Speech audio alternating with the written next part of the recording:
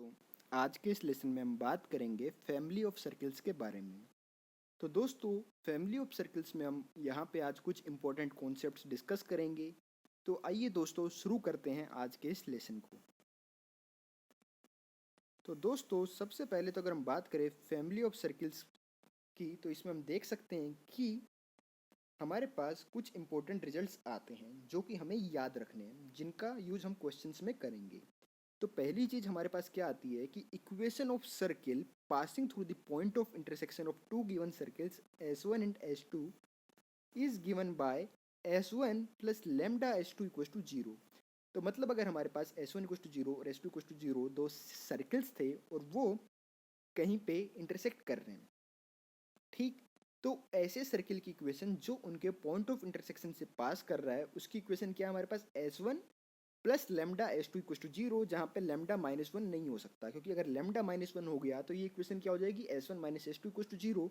तो ये एक रेडिकल एक्सिस को रिप्रेजेंट करने लग जाएगी। तो हमें ध्यान क्या रखना है कि S1 plus lambda S2 equal to 0 ऐसे सर्किल की इक्वेशन है जो कि दो गिवन सर्किल्स जो कहीं पे इंटरसेक्ट कर रहे हैं उनके पॉइंट ऑफ इंटरसेक्शन से पास होता है।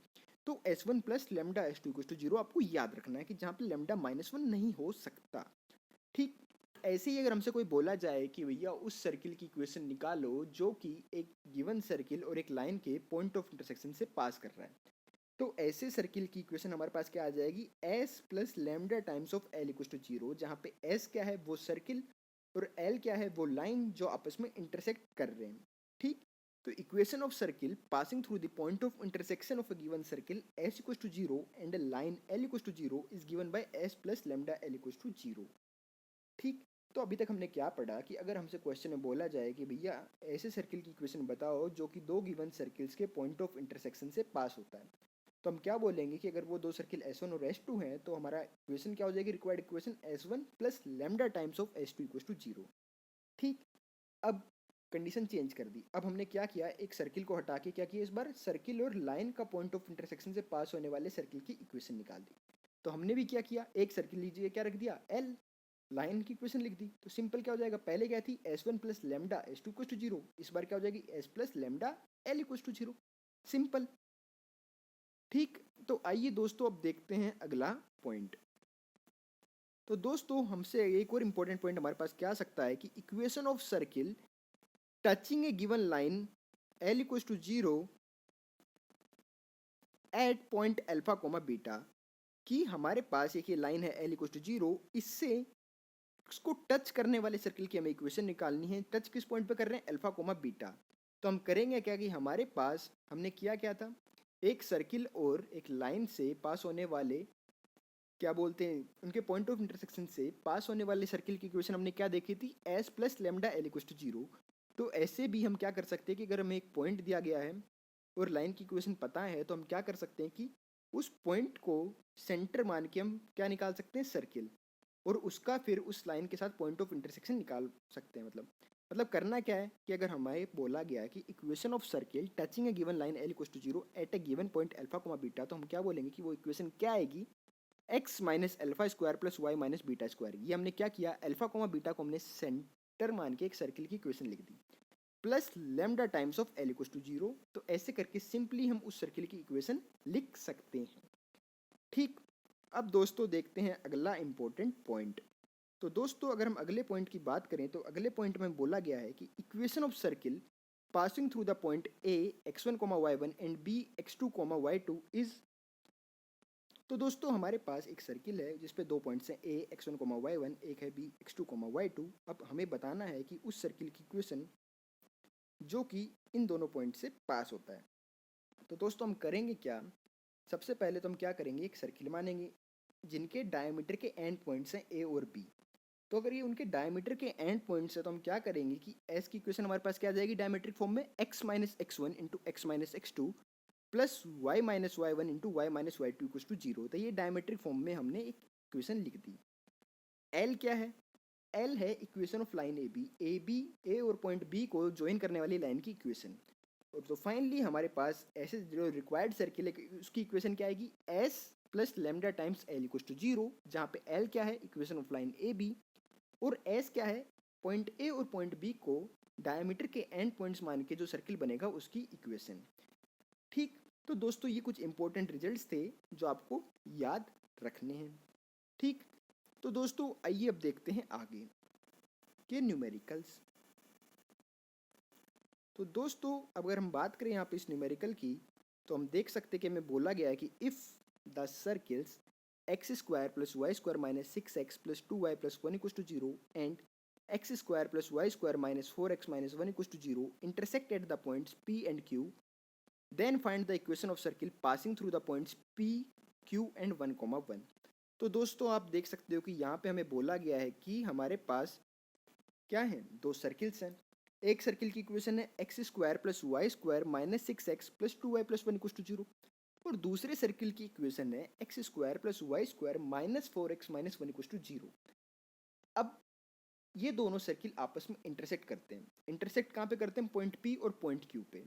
तो अब हमें क्या बोला गया कि अब भैया आप उस सर्किल की इक्वेशन बताओ जो कि पॉइंट P, पॉइंट Q और 1,1 से पास होता है। ठीक, तो ये है। तो दोस्तों जिनको फैमिली ऑफ सर्किल्स का कॉन्सेप्ट नहीं पता वो इसको कैसे सॉल्व करेंगे?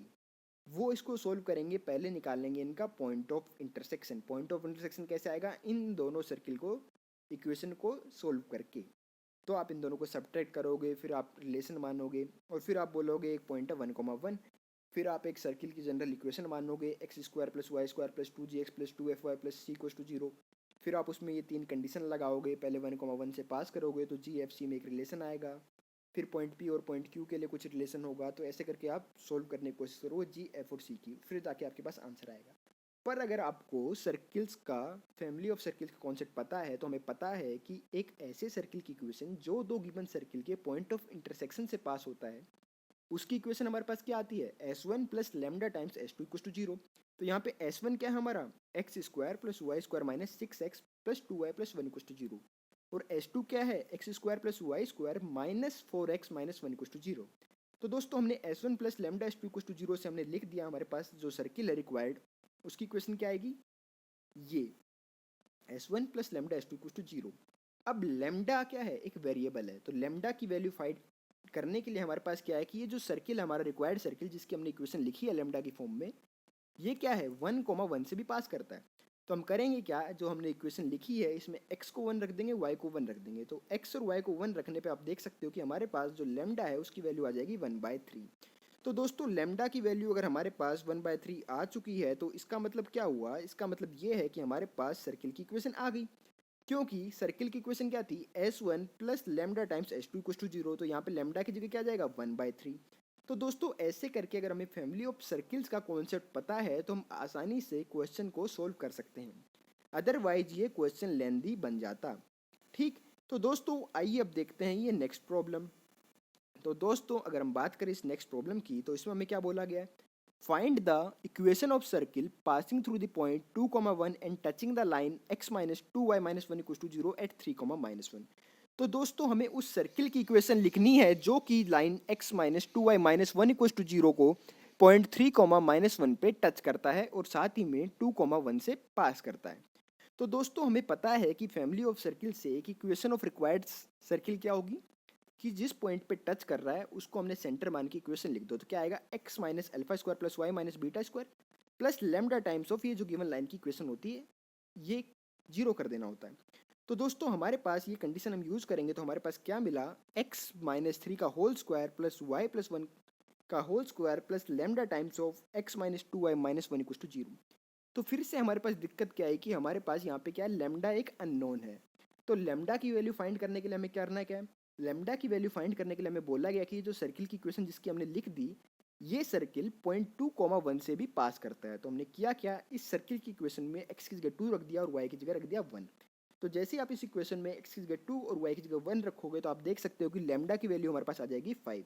तो दोस्तों लेमडा की वैल्यू 5 आ गई तो हमारे पास इक्वेशन ऑफ रिक्वायर्ड सर्किल आएगी। बस ये जो हमने बोला था कि इस इक्वेशन में क्या करना, लेमडा की जगह 5 रख दो, तो ये हमारे पास रिक्वायर्ड सर्किल की इक्वेशन हमारे पास आ जाएगी।